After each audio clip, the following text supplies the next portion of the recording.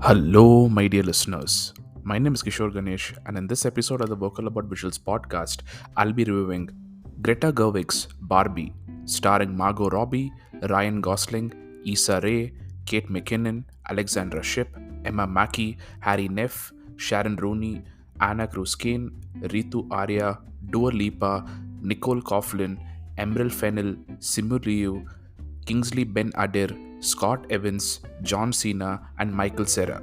This film is also written by Greta Gerwig with Noah Baumbach.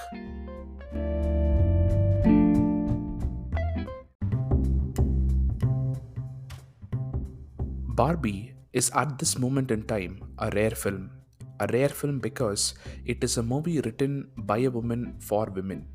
It tells a story through women centric lens, and of course, there are movies like this, especially in the art space, but there isn't one that registered one of the biggest worldwide box office numbers for the weekend in history at $337 million, beating a Christopher Nolan movie, or should I say, a masterpiece in the form of Oppenheimer, which itself raked in an impressive 175 million. These two films together have registered the highest box office numbers for the weekend so far this year, and I highly doubt anything will come close to beating this. Now, one might ask, why exactly is a movie review quoting box office numbers? How does it matter in determining whether something is quote unquote quality or not?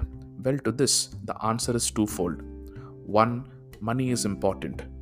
It is especially important in the movie business, and it is of paramount importance for a movie like this, a movie for women and importantly by a woman. I say this because for a long time in our history, movies like this do not get made because the idea was that female centric movies don't make money. So, yes, Barbie is a pioneer in this sense. It showed that there is a huge untapped market for this kind of movie, and anyone with good sense should fund more of these.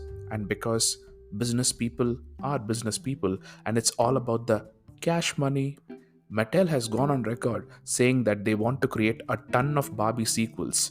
And in their words, mixed with a bit of paraphrasing from my end, it is a very rich universe.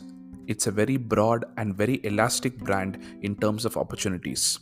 Now, let's say Barbie was a critical sweetheart, but didn't make too much money. Will there be a talk of a ton of sequels? If the box office numbers aren't as epic as they are, the closest we would have gotten is another one of Mattel's quotes, again paraphrased a bit, that goes, Barbie will be remembered as a key milestone in our company's history. But another Barbie movie would not have seen the light of day for a while. So, yeah, money talks. Now, this is the first part of the answer to the question why you mentioned money in a review. The second part of the answer is related to this podcast, which is by its nature, vocal about visuals is a broad sharing my thoughts about film kind of space. And hence, I've gone with the podcast format. So, yeah, I like to go down all these rabbit holes till I'm satiated. Now, coming to the film itself and specifically the content of the film, this is a film that kicks patriarchy in the teeth, and it doesn't hold back in this regard. And as expected, this will bring forth reactions from across the spectrum, from your misogynists to your wokes, to the silent majority of the middle as well. Hell, it even sparked some interesting debates in this podcaster's life and in my mind as well, and I believe all these things are healthy. Sensible people will be willing to change their points of view, and the deplorables and the self righteous will continue to get exposed and alienate people. But then again, that's just the way the internet works. If it wasn't Barbie, it will be about something else that will cause a reaction or an outrage. For me personally, I have some gripes with the content, in fact, maybe just one, but far more importantly, I have a case for why this movie is absolutely vital. Let me start with the gripe. I think in a movie that goes all out on patriarchy, I would have appreciated a few female characters or even one that is shown to enforce the patriarchal thinking. Because that's an undeniable part of this world that we inhabit. I continue to see women who act as enforcers for patriarchy almost as someone who's acting against the interest of their own kind, because patriarchal thinking is what is quote unquote right for them. Yes, this does bring things like conditioning, the environment from which these women come from into the equation, but I cannot bring myself to completely give them a pass, ignoring free will, the ability, and dare I say, the requirement to grow and change and update. But I cannot, in good conscience, ignore the hurdles that women face when they try to implement the change that they have gone through from the above said growth. They have to risk a lot more than a man would have to. Instability in the family, instability in relationships, a loss of security, financial loss, and in general, just a loss of quote unquote peace. So, yes, in reality, in our universe, maybe the manifestation of change might be risky and it may even be just internal. But that's why I think a character representation of this person and giving them a full character arc and having them turn against patriarchy might have been fair and inspiration, and maybe in the times that we're living in, a requirement. Maybe this is also an example that needs to be shown a lot more often in movies. Now, let me underline my gripe by saying that, in terms of percentage, these female enforcers will be negligible compared to the actual perpetrators of patriarchy, which is the men and all the structures that are created by them to enable and perpetuate the patriarchy.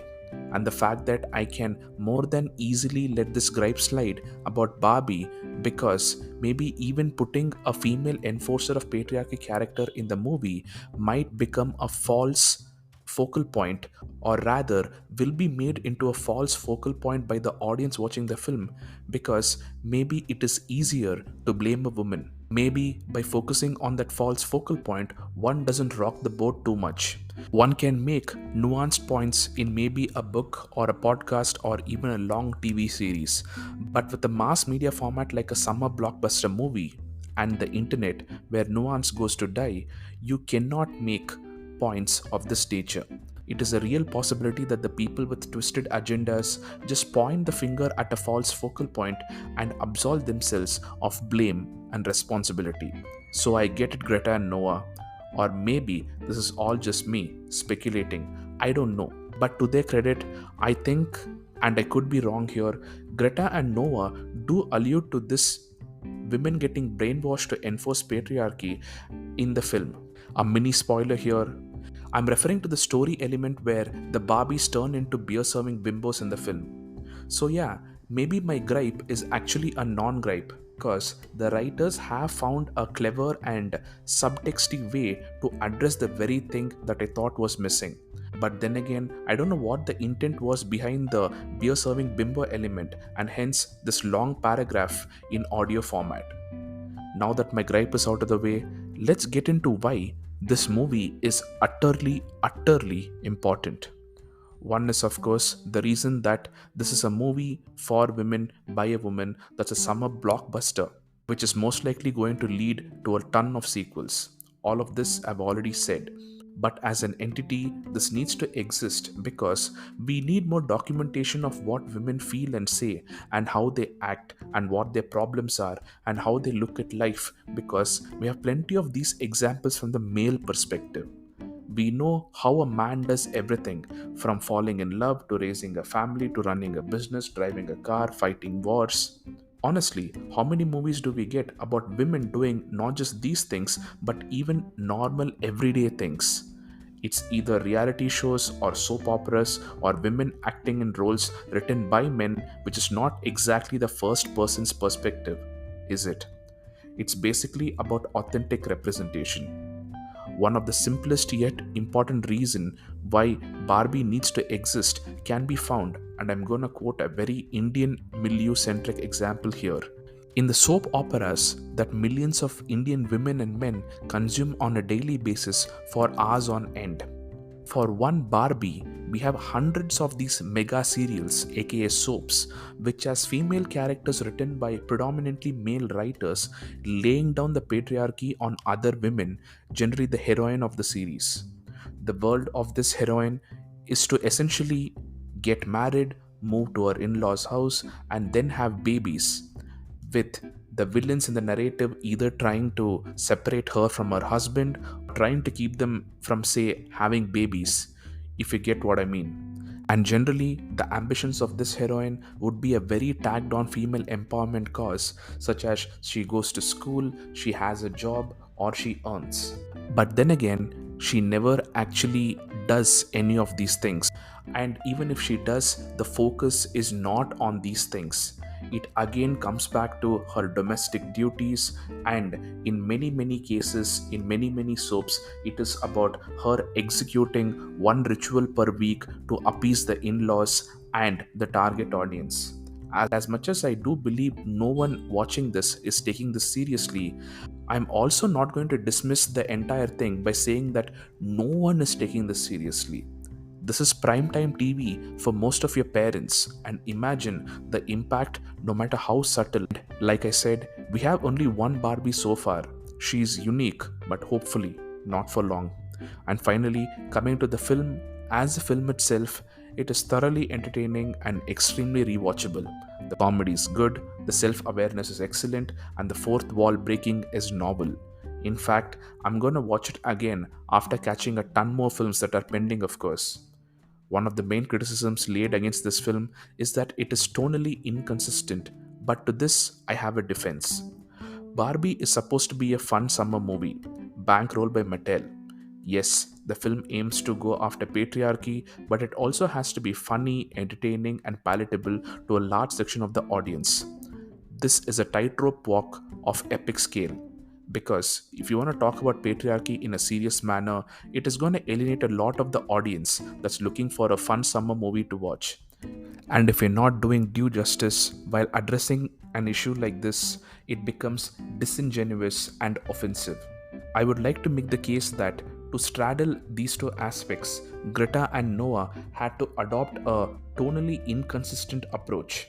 When you're sandwiching an issue in a summer comedy movie, I'm not sure if there are too many ways of pulling it off apart from being funny in the funny parts and landing the zingers in the combative parts, almost like hiding a message in a joke. Last but not least, we come to the performances. Everyone, and I do mean everyone in this film, are bringing their A game with respect to what the script expects from them, of course. Special standouts are Margot Robbie, Ryan Gosling, America Ferrera, Will Ferrell, Michael Cera, and Simu. On the whole, Barbie worked very well both as a summer movie and as an intellectual stimulant for me. It is a movie that deserves to be watched on the big screen even if you have issues with the views presented in it. Simply because, as men, we have had a lot of movies where our views have found screen time even if individually we may not agree with all of these views. So, why not have more female centric movies capturing female perspectives where, as long as they are entertaining, we can still afford them the necessary view time, even if we don't agree with the views that are presented? And specific to Barbie, except for the one gripe that I spoke at length about, there is nothing in this film that I would vehemently disagree with, let alone get offended by. Once again, my name is Kishore Ganesh. This is the Vocal About Visuals podcast, and thank you, my dear listeners, for your time and for listening. Please do give this podcast a follow on your preferred podcast platforms and on YouTube. You can follow me on my socials at Podcast Plural on Twitter, Instagram, and Threads. I will also leave a link to my LinkTree that contains all relevant links to this podcast, including a tip jar where you can support this podcast directly.